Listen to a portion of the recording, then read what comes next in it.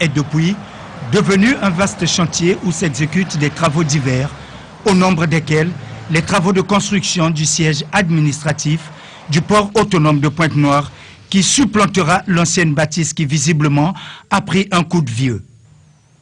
Une tour longue de 16 niveaux avec une façade en verre représentant un voile et une salle de conférence haute de 2 étages d'une capacité de 1000 places assises sous forme d'un bateau, le tout avec une vue magnifique sur la mer.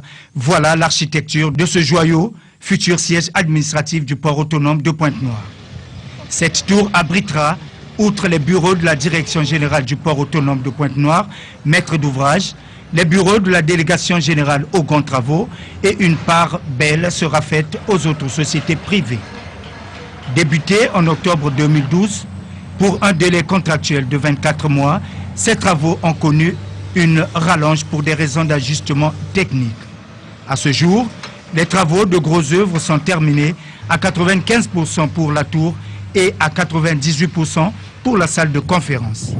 La mission de contrôle se veut rassurante quant à la qualité de cet ouvrage et le reste des travaux à exécuter. Vu la proximité de la mer et la complexité au niveau des sols, il y a un délai qui a été additionné par rapport aux fondations. Donc on a une tour qui repose sur un socle de 54 pieux profond de 30 mètres.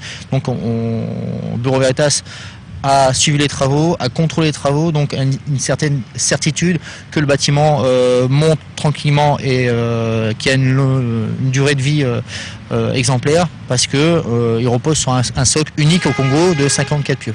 Ces travaux enclenchés sont pourvoyeurs d'emplois et les Congolais s'en réjouissent. Réellement, il y a eu création des emplois presque dans tous les niveaux.